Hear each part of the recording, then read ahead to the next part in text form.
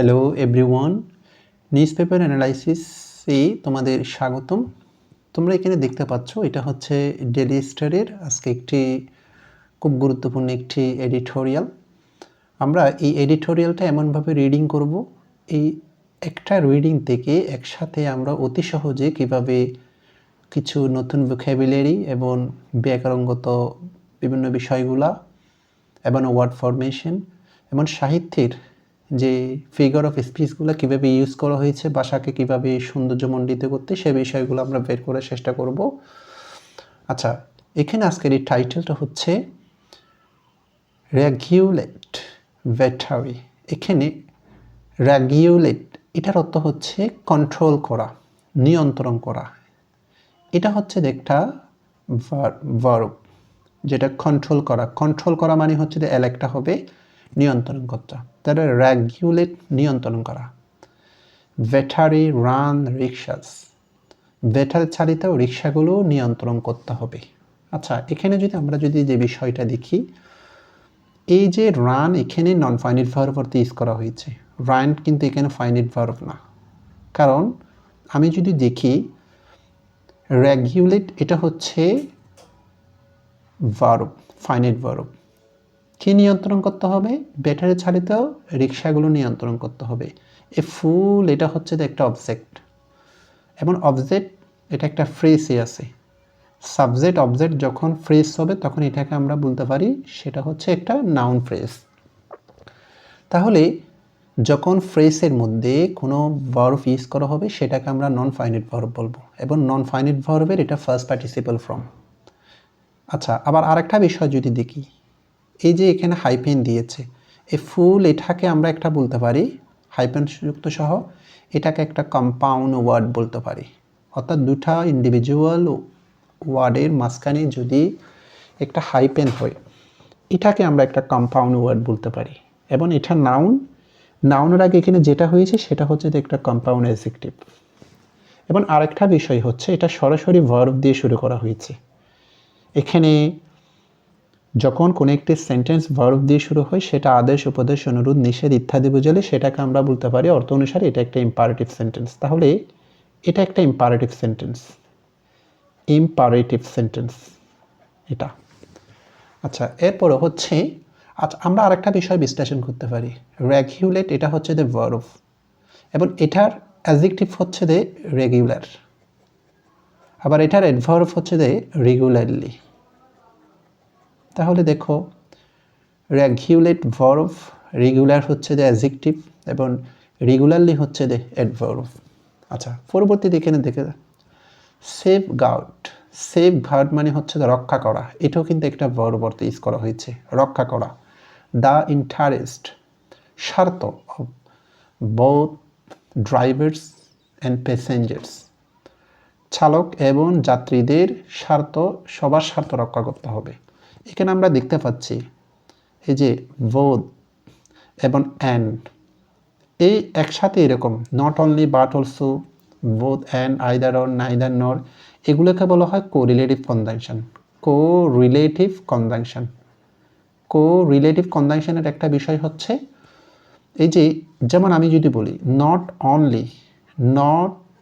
Only but also, এটা হচ্ছে সচরাচর যখন কোনো একটি বাক্যে বোথ অ্যান্ড থাকবে, এটা অ্যাফার্মেটিভ সেন্টেন্স। এটাকে যখন আমরা নেগেটিভ করতে যাব, বোথ অ্যান্ডের পরিবর্তে নট অনলি বাট অলসো দিলে সেটা নেগেটিভ হয়ে যাবে। তাহলে ঠিক এখানে যে গ্রামারটা সেটা হচ্ছে তো একটা প্যারালাল স্ট্রাকচারের অংশ জানতে পারি। নট অনলির পরে যেটা হবে বাট অলসোর পরে সেটা হতে হবে, অর্থাৎ এখানে বোথ এটার পরে নাউন হয়েছে প্লুরাল, অ্যান্ডের পরে যে নাউনটা হয়েছে সেটা প্লুরাল হবে। আশা করি তোমরা বিষয়টা বুঝতে পেরেছ। আচ্ছা, আমি একটা বিষয় বলে রাখি যে আমি সরি টু সে দ্যাট আমার প্রনাউন্সিয়েশন একদম যেটা মানে যারা আইএলটিএস করায় তাদের মতো একদম অ্যাকিউরেট না, আইপিএ অনুসারে না, যেটা ইন্টারন্যাশনাল ফনেটিক অ্যালফাবেট অনুসারে না। হয়তো দুই একটা শব্দ ভুল হতে পারে, সেটা নিয়ে একদম কিছু মনে করার দরকার নাই। আমি এখানে প্রনাউন্সিয়েশন শেখাচ্ছি না, জাস্ট ফোকাস রাইটিংটা কীভাবে লিখতে হবে, সেন্টেন্সের গঠন, ব্যাকরণগত এই নিউজ পেপার অ্যানালাইসিস থেকে আমাদের যে ফোকাস রাইটিংয়ের জন্য যে মেকানিজমগুলো শেখাইতে হবে আমি এগুলাই মানে ফোকাস করার চেষ্টা করব। প্রোনাউন্সিয়েশন যদি দুই একটা যদি ভুল হয় সেটা মানে আমি আগে থেকে বলে দিচ্ছি, দিস সরি টু সে। আচ্ছা দেখি আমরা পরবর্তী অংশটা কি আছে, একটু বিস্তারিত একটু যাব আমরা। ওকে, এরপর এখানে যেটা আছে রিক্সাস বোথ প্যাডেল ড্রাইভেন যেটা প্যাডেল চালিত, ড্রাইভ থেকে ড্রাইভেন নন ফাইনাইট ভার্বের ফার্স্ট পার্টিসিপল ফর্ম, ড্রাইভের ফার্স্ট পার্টিসিপল ফর্ম। আবার একটা কম্পাউন্ড ওয়ার্ড পেয়েছি, অ্যান্ড ব্যাটারি পাওয়ার্ড ব্যাটারি চালিত। ওই যে বললাম আমি এই যে বোথ অ্যান্ড ওই যে প্যারালাল স্ট্রাকচার বলেছি, দেখো এটাও কম্পাউন্ড ওয়ার্ড, এটাও কম্পাউন্ড ওয়ার্ড, সেম হতে হবে। আচ্ছা রিমেইন যেটা বিদ্যমান আছে, এই যে তাহলে রিমেইন হচ্ছে যে এই বাক্যের মধ্যে ভার্ব, রিমেইন হচ্ছে যে আমাদের মেইন ভার্ব। তাহলে রিমেইন যদি আমাদের মেইন ভার্ব হয়, এই যে একদম রিক্সাস থেকে পাওয়ার পর্যন্ত এটা হচ্ছে যে সাবজেক্ট। তাহলে আমরা যদি একটা সেন্টেন্সে বিশাল একটা সাবজেক্ট পেলে সেটাকে আমরা যদি শব্দগুচ্ছ হয়, যদি ফাইনাইট ভার্ব না থাকে ওই সাবজেক্টের মধ্যে, তখন এটাকে আমরা বলবো একটা নাউন ফ্রেজ বলবো। অর্থাৎ শব্দগুচ্ছ যদি ফ্রেজ যদি সাবজেক্ট হয় সেটাকে আমরা নাউন ফ্রেজ বলবো। তাহলে ফ্রেজ আইডেন্টিফিকেশন এই বিষয়টা যদি আমরা মাথায় রাখি, নাউন ফ্রেজ সেন্টেন্সের সর্বদা সাবজেক্ট এবং অবজেক্ট হয়, তাহলে নাউন ফ্রেজ আমরা আইডেন্টিফাই করতে ভুল করব না।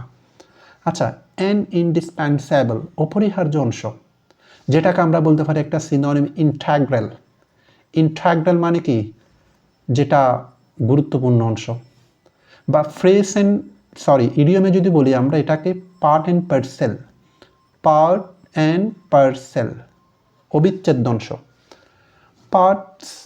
Part of Dhaka's urban mobility, অর্থাৎ ঢাকা চলাচল, ঢাকা গতিশীলতার জন্য এটা একটু গুরুত্বপূর্ণ একটি অংশ। স্পেশালি ফর শর্ট ট্রিপস ছোট্ট মানে স্বল্পপথ ভ্রমণের জন্য, যেটা আমরা ব্যাটারি চালিত বলতে পারি, প্যাডেল চালিত বলতে পারি, উভয় কিন্তু আমাদের জন্য খুবই গুরুত্বপূর্ণ অংশ। এই যে সেন্টেন্সের মধ্যে একটা মাত্র আমরা ভার্ব পেয়েছি, সেই ভার্বটা হচ্ছে এটা, এবং এটাই হচ্ছে দ্য ফাইনাইট ভার্ব। তাহলে একটা ফাইনাইট ভার্ব, একটা সাবজেক্ট, এই সেন্টেন্সটাকে আমরা বলতে পারি গঠন অনুসারে এই সেন্টেন্সটা হচ্ছে একটা সিম্পল সেন্টেন্স।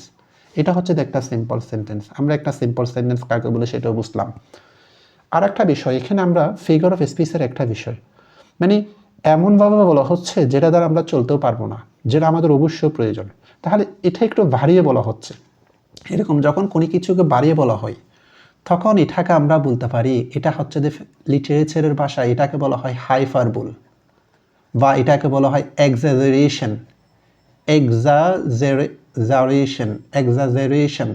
অর্থাৎ কোনো কিছুকে বাড়িয়ে বলা, অতিরঞ্চিত করে বলা, এটাকে বলা হয় হাইপারবোল। যেমন উইলিয়াম ওয়ার্ডসওয়ার্থ তার যেটা লনলি অ্যাজ এ ক্লাউডের মধ্যে কবিতার মধ্যে বলেছে, ড্যাফোডিলস কবিতার মধ্যে বলেছে 10,000 আই এট এ গ্ল্যান্স, একসাথে আমি 10,000 তারা দেখে ফেলেছি।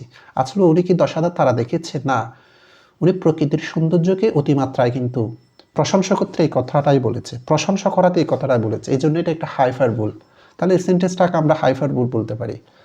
এরপর ওটা দেখি দে, এটা একটা প্রোনাউন, প্রোভাইড ভার্ব, এটা জানো তোমরা সবাই জানো। লিভলিহুডস জীবিকা, তোমরা জানো। 200,000 যেটা শত হাজার মানুষের জীবিকা নির্বাহ করে, সরবরাহ করে, যোগায়। অ্যান্ড একটা কোঅর্ডিনেটিং কনজাংশন। তাহলে দুইটা মেইন ক্লজকে যুক্ত করবে। এই যে এটা একটা মেইন ক্লজ, আরেকটা মেইন ক্লজ, ফিল আরেকটা ক্লজ। তাহলে এই ফিল যদি ফাইনাইট ভার্ব হয়, ক্লজ মানে ফাইনাইট ভার্ব থাকবে, তাহলে আগে সাবজেক্টটা কি? এই সাবজেক্টটা হচ্ছে দে। অর্থাৎ দুইটি প্রিন্সিপাল ক্লজ একটা কোঅর্ডিনেটিং কনজাংশন দ্বারা সংযুক্ত থাকবে। সেক্ষেত্রে যদি দুইটা প্রিন্সিপাল ক্লজের সাবজেক্ট যদি একটা হয় তখন একবারই ইস হবে, দুইবার ইস হয় না। আচ্ছা ফিল গ্যাপ লেফট, যে একটা আমাদের মধ্যে যে গ্যাপ আছে সে গ্যাপটা পরিপূর্ণ করে, যে আমাদের মধ্যে। বাই ইনঅ্যাডিকুয়েট অপর্যাপ্ত। এখানে আমরা অ্যাডিকুয়েট মানে পর্যাপ্ত, এটার পূর্বে যখন ইন ব্যবহার করা হয়েছে শব্দের আগে এটা একটা প্রিফিক্স হিসেবে ইউজ করা হয়েছে। তাহলে শব্দের আগে যদি ইন থাকে তখন এটা বিপরীত হবে, অপর্যাপ্ত। পাবলিক ট্রান্সপোর্ট, আমাদের যে পাবলিক ট্রান্সপোর্ট পরিবহনের যে একটা মানে গ্যাপ থেকে যায় অপর্যাপ্ত আমাদের মধ্যে, সেটা ফিল আপ করে এই গাড়িগুলা। তাছাড়া যারা গাড়িগুলো চালায় তারাও কিন্তু একটা জীবিকা নির্বাহ করে। তাহলে এটা একটা কম্পাউন্ড সেন্টেন্স, তোমরা বুঝতে পেরেছো, দুইটা মেইন ক্লজ আছে এখানে। এরপরে যদি দেখি আ নিউ স্টাডি, এখানে স্টাডি বলতে জরিপকে বোঝানো হচ্ছে, যেটা এটা একটা রিসার্চ। হাউ এভার, যাই হোক, এটা একটা অ্যাডভার্বিয়াল কানেক্টর। শোস, যেটা আমাদেরকে দেখায় বা যেটা আমাদের বোঝায়। দ্যাট, তাহলে এটা একটা ক্লজ আমরা পেয়ে গেছি। দ্যাট একটা সাবঅর্ডিনেটিং কনজাংশন। যেহেতু এটা সাবঅর্ডিনেটিং কনজাংশন যখন থাকবে একাধিক ক্লজ থাকবে, তাহলে এই ক্লজটা মেইন ক্লজ। সাবঅর্ডিনেটিং কনজাংশনের পরে যেটা থাকবে সেটা সাবঅর্ডিনেট ক্লজ, তাহলে একটা সাবঅর্ডিনেট ক্লজ হবে পরবর্তী ক্লজটা। The largely unregulated nature of this rickshaws is, তাহলে এই যে ইজ ক্রিয়েটিং, যেটা সৃষ্টি করতেছে প্রেজেন্ট কন্টিনিউয়াস টেন্স, এটা হচ্ছে দ্য ফাইনাইট ভার্ব। তাহলে এই যে এখানে the largely unregulated nature of this rickshaws, এই যে এতটুকু পর্যন্ত এটা হচ্ছে দ্য সাবজেক্ট। সাবজেক্ট এখন নাউন ফ্রেজে আছে। এখানে আরেকটা বিষয় যদি আমরা মনে করতে পারি, এই যে রিক্সা, এটা হচ্ছে দ্য ফ্লোরাল, তাহলে এখানে যে দিস ব্যবহার করা হয়েছে এটাও কিন্তু ফ্লোরাল ফর্ম। অর্থাৎ আমরা যদি দেখি এই শব্দটা বিশ্লেষণ করি, দিস এবং দিসের ফ্লোরাল হচ্ছে দেখি দিস। ঠিক অনুরূপভাবে যদি আবার আরেকটা প্রনাউন আছে দ্যাটের ফ্লোরাল হচ্ছে আমাদের দোস। এই যে দিস, দ্যাট, দোস, এগুলো হচ্ছে দ্য ডেমনস্ট্রেটিভ প্রনাউন, এবং এগুলো যখন অ্যাডজেক্টিভের কাজ করবে তখন এগুলাকে আমরা বলবো ডেমনস্ট্রেটিভ অ্যাডজেক্টিভ। তাহলে এটা অ্যাডজেক্টিভের কাজ করছে, এটার পরে নাউন আছে, এই জন্য এটাকে আমি বলবো ডেমনস্ট্রেটিভ অ্যাডজেক্টিভ। তাহলে এটা ফ্লোরাল হলে ফ্লোরালটা ব্যবহার করা হয়েছে। যদি এটা রিক্সা একটা হতো তাহলে এটা সিঙ্গুলার দিসটা ইউজ করতাম।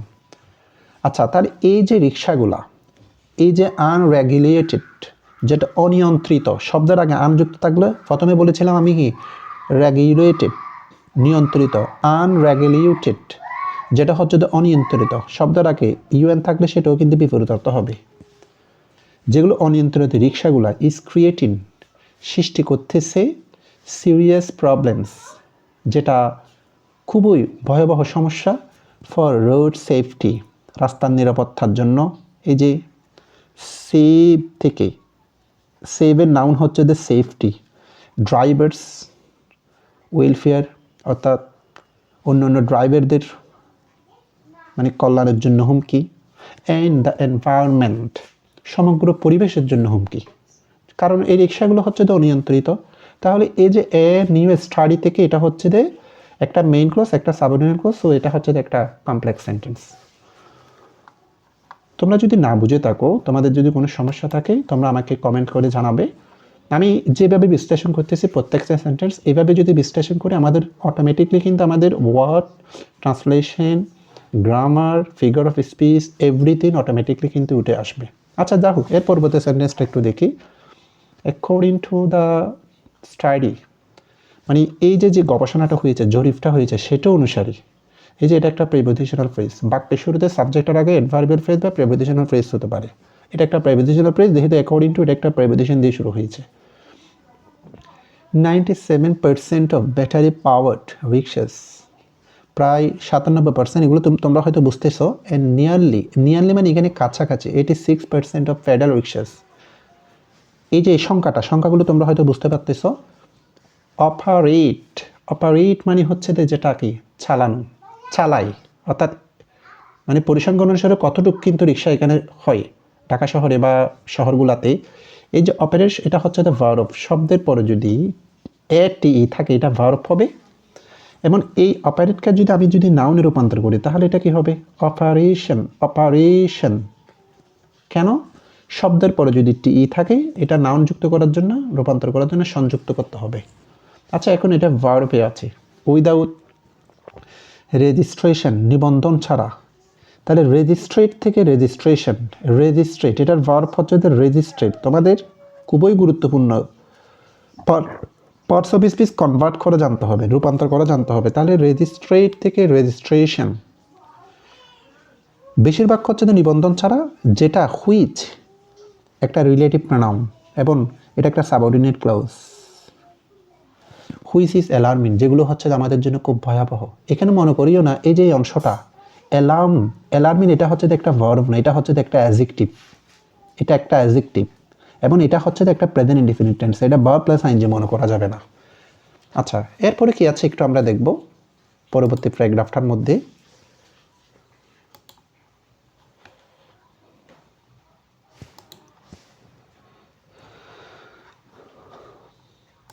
পরবর্তী প্যারার মধ্যে বলা হচ্ছে দ্য স্টাডি শোজ, মানে জরিপটা আমাদেরকে দেখায় অ্যারাউন্ড মানে কাছাকাছি, যেমন কিছুক্ষণ আগে বলেছে কি নিয়ারলি বলেছে, তাহলে নিয়ারলি, অ্যারাউন্ড এবং অ্যাবাউট, অর্থাৎ এগুলো হচ্ছে কোনো সংখ্যার কাছাকাছি বোঝাতে এই শব্দগুলো ব্যবহার করা হবে। 30% of passengers using battery powered rickshaws have experienced present perfect tense, have auxiliary verb, experience এর PP form হচ্ছে the experienced, তাহলে finite verb পেয়ে গিয়েছি। এবং এই যে that subordinate in conjunction, subordinate clause শুরু হচ্ছে একদম এখানে, এতটুকু পর্যন্ত হচ্ছে যে সাবজেক্ট। একটা বিষয় মাথা রাখতে হবে, একটা সেন্টেন্স যত বড় হোক না কেন, যদি ওই সেন্টেন্সের ফাইনাইট ভার্ব যদি আইডেন্টিফাই করা যায় তাহলে সেন্টেন্সটা বিশ্লেষণ করা খুব ইজি একদম। আচ্ছা, তাহলে 30% হচ্ছে যে ব্যাটারি চালিত রিক্সা, তারা মানে অ্যাক্সিডেন্টের সম্মুখীন হয়। কম্পেয়ার এটা একটা অ্যাপ্রোপ্রিয়েট প্রিপোজিশন, সর্বদা টু হবে। Compare to 18% of pedal rickshaws, যেটা যদি প্যাডেল রিক্সার সাথে তুলনা করা হয়, যেগুলো ব্যাটারি চালিত নয়, এগুলোতে মাত্র হয় যে 18%। তাহলে সংখ্যায় হচ্ছে যে ঝুঁকিপূর্ণ হচ্ছে, বোঝানো হচ্ছে যে এখানে রাইটার মানে এডিটর এখানে বুঝিয়েছেন ব্যাটারি চালিতগুলো হচ্ছে যে ঝুঁকিপূর্ণ সেই অনুপাতে। উইথ ইনজুরিস, আহত হয়। বিন মোর সিভিয়ার মানে যেটা হচ্ছে দেখি মারাত্মক, গুরুতর, এটা যেটা আমরা সিনোনিম হিসাবে সিভিয়ারের বলতে পারি এক্সেসিভ, বা এটাকে আমরা বলতে পারি টাফ, কঠিন বা গুরুতর, এভাবে বলতে পারি। ইন দ্য ফর্মার মানে হচ্ছে আগেরটা, অর্থাৎ আগেরটা মানে এখানে হচ্ছে যে ব্যাটারি চালিত হচ্ছে যে গুরুতর, মানে নেগেটিভ সাইড তুলে ধরেছে। ফাস্টার স্পিডস, খুব দ্রুত, ফাস্টার কম্পারেটিভ ডিগ্রি অ্যাডজেক্টিভের, দ্রুতগামী যানবাহন। ইনএক্সপিরিয়েন্স ড্রাইভার, অনভিজ্ঞ চালক। পুলি হুইল ভেহিক্যাল, মানে এমন ভেহিক্যাল যানবাহন যেগুলো হচ্ছে যে মানে শক্তভাবে নির্মিত না, খুব দুর্বল। এখানে পোয়ারলি মানে হচ্ছে যে দুর্বল, কাটামোটা। দেখো টুগেদার একসাথে, মেক রিক্সাস, এই রিক্সাগুলোকে রিস্কি, এগুলোকে ঝুঁকিপূর্ণ করে তোলে। On Dhaka already crowded roads, এই যে ঢাকার জনবহুল রাস্তাগুলোকে। আচ্ছা, এখানে আমরা একটা গ্রামার স্ট্রাকচার পাচ্ছি। এই যে মেক হচ্ছে এখানে ফাইনাইট ভার্ব, তাহলে একদম ফার্স্ট থেকে শুরু করে এই অংশটা হচ্ছে যে এটা হচ্ছে একটা ফ্রেজ, এটা একটা নাউন ফ্রেজ, এবং নাউন ফ্রেজের মধ্যে আবার এই যে এটা একটা ভিতরে ফাস্টার স্পিডস, এটা একটা নাউন ফ্রেজ, এটা একটা নাউন ফ্রেজ, এবং পুলি হুইলড ভেহিকলস, এটা একটা নাউন ফ্রেজ। এই যে নাউন ফ্রেজ কমা দিয়ে, তাহলে বোঝা যাচ্ছে যে সেম গ্রামেটিক্যাল স্ট্রাকচার এভাবে কমা দিয়ে ইউজ করলে সেটা একটা প্যারালাল স্ট্রাকচার। এটা আমরা একটা প্যারালাল স্ট্রাকচার পেয়েছি। তাহলে প্যারালাল স্ট্রাকচার বলতে আমরা কি বলতে পারি?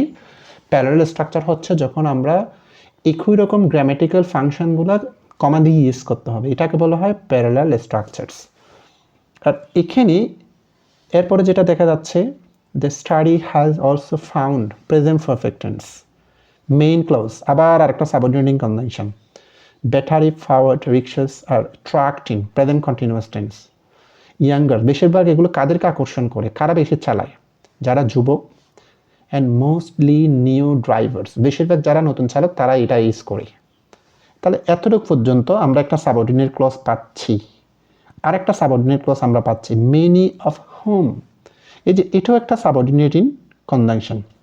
আর একটা সাবঅর্ডিনেট ক্লজ পাচ্ছি আমরা এখানে। আর একটা বিষয় হচ্ছে হু হচ্ছে যে সাবজেক্টিভ ফর্ম, হু এর অবজেক্টিভ ফর্ম হচ্ছে দ্য হোম। এখন এখানে প্রশ্ন হতে পারে এখানে কেন অবজেক্টিভ ফর্ম ইউজ করা হয়েছে? এখানে অবজেক্টিভ ফর্ম ইউজ করা হয়েছে তাদেরকে বোঝানো হয়েছে, কাদেরকে? যারা চালায়, অবজেক্টকে ইন্ডিকেট করে জন্য হোম। তবে আরেকটা লজিক আছে, এখানে একটা অপ আছে, প্রেপোজিশন। সবসময় প্রেপোজিশনের পরে কখনো সাবজেক্টিভ ফর্ম ইউজ হবে না। প্রেপোজিশনের পরে সবসময় প্রোনাউনের অবজেক্টিভ ফর্ম, এটা একটা রিলেটিভ প্রোনাউন, কনজাংশন এবং রিলেটিভ প্রোনাউনও। হ্যাভ, নো, এখানে কিন্তু হ্যাভটা ফ্লোরাল ভার্ব কেন? হ্যাভ রিলেটিভ প্রোনাউন সিঙ্গুলার নাকি ফ্লোরাল? রিলেটিভ প্রোনাউন এখানে যাদেরকে ইন্ডিকেট করে, ড্রাইভার্সদেরকে, তারা যদি সিঙ্গুলার হয় অর্থাৎ অ্যান্টিসিডেন্ট এটাকে বলা হয়। ভার্বটা সিঙ্গুলার, এটা যদি ফ্লোরাল হলে ভার্বটা floral. Have no prior, prior মানে পূর্ববর্তী, এক্সপেরিয়েন্স কোনো পূর্ববর্তী কোনো, তাহলে প্রায়র এক্সপেরিয়েন্স পূর্ববর্তী তাদের কোনো অভিজ্ঞতা নাই। এই যে হ্যাভ এখানে মেইন ভার্ব, হ্যাভের পর আরেকটা কোনো মেইন ভার্ব নাই, সো হ্যাভ অক্সিলিয়ারি ভার্ব নাই। এবং এই অংশটা আমি বলবো যে প্রেজেন্ট পারফেক্ট না, এখানে প্রেজেন্ট ইনডিফিনিট বলতে হবে। ড্রাইভ ইন, ড্রাইভ ইন এটা non finite verb. Federal rickshaws, যাদের অন্তত ফেডারেল রিক্সা চালানোর সক্ষমতা নাই, ক্ষমতা নাই, তারাই কিন্তু এই গাড়িগুলা চালায়। এরপরে বলা হচ্ছে ওয়াইল ব্যাটারি পাওয়ার্ড ভেহিকলস। ওয়াইল এটা হচ্ছে একটা সাবঅর্ডিনেটিং কনজাংশন। সাবঅর্ডিনেটিং কনজাংশন যদি মাঝখানে থাকে তাহলে সাবঅর্ডিনেটিং ক্লজটা পরে হবে। এখন যদি প্রথমে থাকে তাহলে এটা একটা সাবঅর্ডিনেট ক্লজ, অর্থাৎ কোনটা সাবঅর্ডিনেট ক্লজ হবে সেটা ডিপেন্ড করবে কনজাংশনের উপরে। তাহলে এই যে এটা হচ্ছে যে সাবঅর্ডিনেট ক্লজ। এই যে ভেহিকলসগুলো জেনারেট, জেনারেট মানে হচ্ছে যে উৎপাদন করা, এটা জেনারেটেড নাউন হচ্ছে generation. Higher, gross, daily income, তারা হচ্ছে যে বিশাল একটা কিন্তু কি দৈনন্দিন অনেক বড় একটা ইনকাম করে। যদিও এখানে আমরা জানি ওয়াইল অর্থ হচ্ছে যে যখন, কিন্তু এখানে ওয়াইলের অর্থ হচ্ছে যে যদিও বোঝাচ্ছে এখানে বাক্য অনুসারে। এখানে একটা বিষয় মাথায় রাখতে হবে, একটা শব্দের অনেকগুলো মিনিং থাকতে পারে, কিন্তু কোন মিনিংটা এখানে ইউজ হবে, কোন অর্থ অনুসারে আমি ট্রান্সলেটটা করব, অনুবাদটা করব, সেটা ফুল কনটেক্সটের উপর ডিপেন্ড করবে। এটা আইডেন্টিফাই করে জানতে হবে ফুল বাক্যটার উপর ভিত্তি করে। আচ্ছা, এখানে যদি এখানে বোঝাচ্ছে, পরবর্তীতে পড়লে বুঝতে পারবা। যদিও তারা ডেইলি দৈনন্দিন খুব ভালো ইনকাম করে। হাই রেন্টাল, রেন্ট থেকে রেন্টাল, রেন্ট মানে ভাড়া, আর এটার অ্যাডজেক্টিভ ফর্ম হচ্ছে রেন্টাল। হাই রেন্টাল ফিস, তাদেরকে উচ্চ একটা বড় রকমের একটা অনেক বেশি ফি দিতে হয়, ভাড়া দিতে হয়। ডিপেন্ডেন্স, ডিপেন্ড থেকে ডিপেন্ডেন্স, ডিপেন্ড এটা হচ্ছে যে ভার্ব, এই ডিপেন্ডেন্ট নাউন হচ্ছে যে ডিপেন্ডেন্স। অন নির্ভরশীলতা, ডিপেন্ডের পরে সবসময় অন হবে, অ্যাপ্রোপ্রিয়েট প্রেপোজিশন। মাইক্রো ফাইন্যান্স মানে ক্ষুদ্র ঋণ, লোন, ক্ষুদ্র ঋণের উপর তারা বেশি নির্ভর করে। লিভ, এই নির্ভরশীলতা, লিভ মোস্ট ড্রাইভার, বেশিরভাগ চালকদেরকে ফাইন্যান্সিয়ালি ভালনারেবল, ভালনারেবল শব্দের অর্থ হচ্ছে যে দুর্বল করা, উইক করে ফেলা, অর্থাৎ অর্থনৈতিকভাবে তাদেরকে উইক করে ফেলা। এই যে ফাইন্যান্সিয়াল এটা অ্যাডভার্ব, ভালনারেবল হচ্ছে যে একটা অ্যাডজেক্টিভ, তাহলে অ্যাডজেক্টিভের আগে অ্যাডভার্ব হয়। তাহলে বিষয়টা এখান থেকে আমরা খুব চমৎকার একটা বিষয় শিখতে পারি, সেটা কি?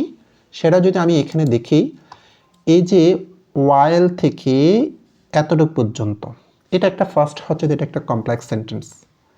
এখানে জেনারেট এটা হচ্ছে যে একটা সাবঅর্ডিনেট ক্লজ, এবং লিভ এই যে কমা থেকে এটা হচ্ছে যে একটা principal clause. Subordinate clause principal clause মিলে এটা একটা কমপ্লেক্স সেন্টেন্স, এবং ওয়াইল এটা হচ্ছে যে একটা সাবঅর্ডিনেটিং কনজাংশন।